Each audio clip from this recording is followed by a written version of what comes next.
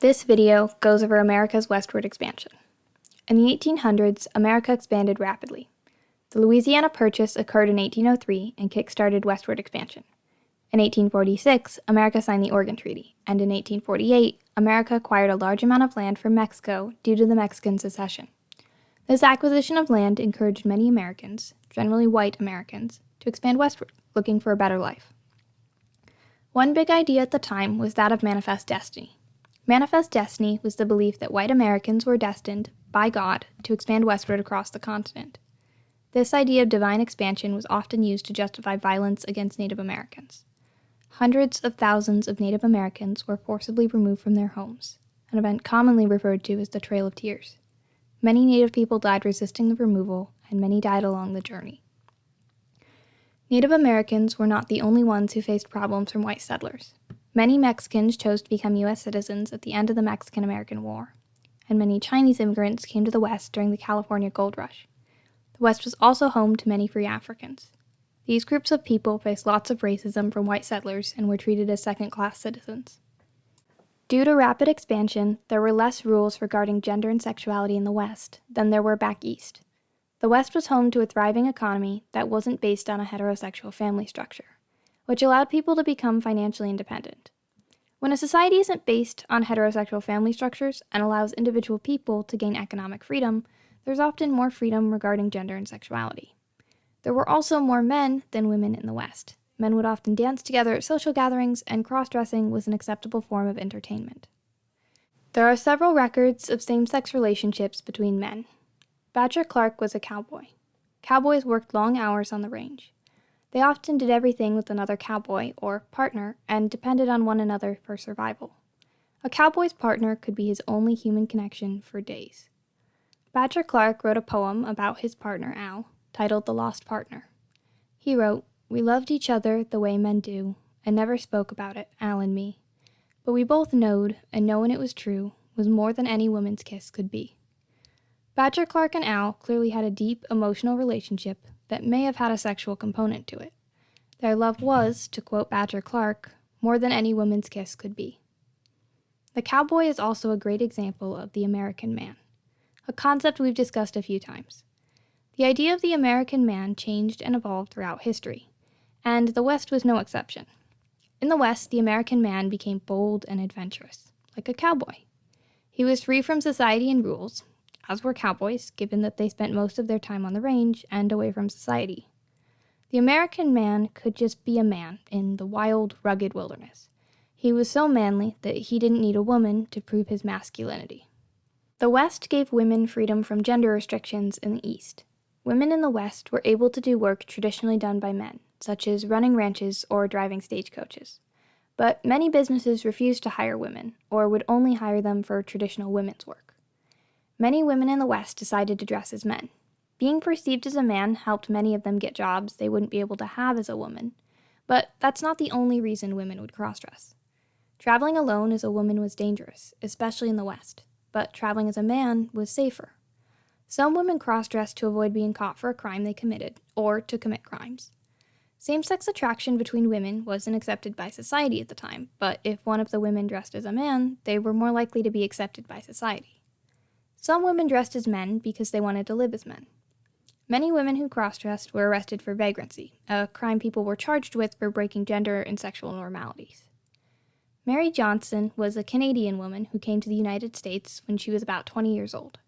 She had a mustache, which often caused her to be the target of insults and embarrassment. For 15 years, she lived a hard life in America. Then she decided to dress and live as a man. When she took on the name Frank Woodhull, she was able to work men's jobs. She lived as a man for many years, but when she was 50, she was discovered, and the New York Times wrote an article about her. Would Mary Johnson have chosen to cross-dress if she didn't have a mustache? Did she live as a man so that she could do work considered men's jobs, or did she have other reasons for her dress? Alberta Hart was born in 1980. She experienced same-sex desire and was attracted to women. When she was in college, she dated a woman. She spoke to a psychiatrist about her feelings, and the two tried several methods to make her, quote, normal.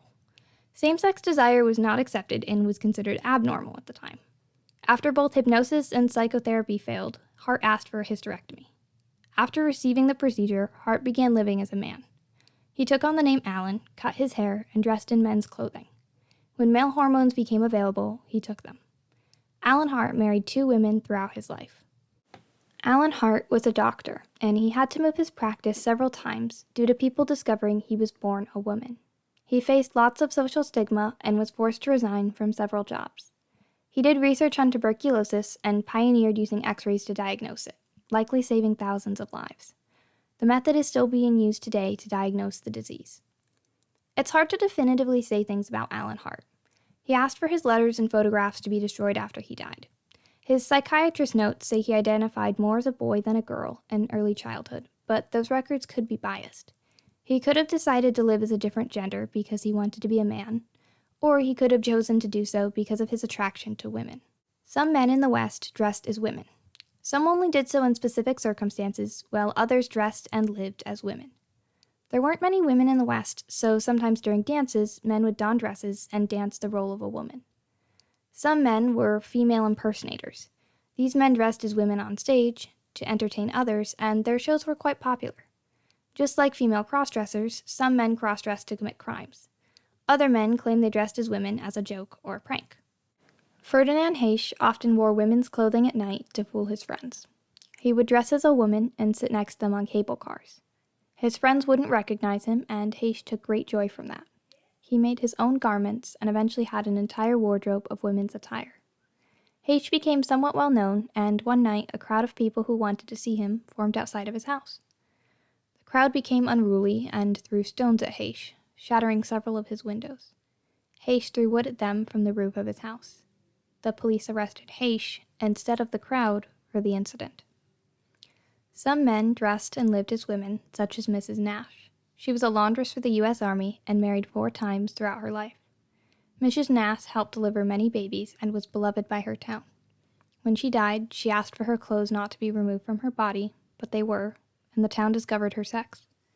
Her husband was mocked and ridiculed for marrying her, and committed suicide.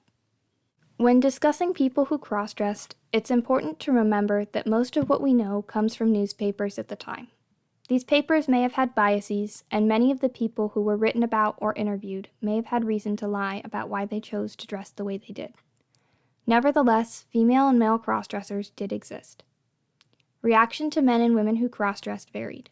Some people in towns had relatively positive reactions, while others had negative or violent ones. Many cross-dressers, especially male cross-dressers, were dubbed mad or insane for their actions. To review, America expanded rapidly in the 1800s.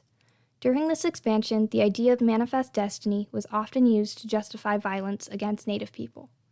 In the West, Native Americans, Mexicans, Chinese immigrants, and free Africans faced discrimination from white people. There were less rules regarding gender and sexuality in the West than there were in the East.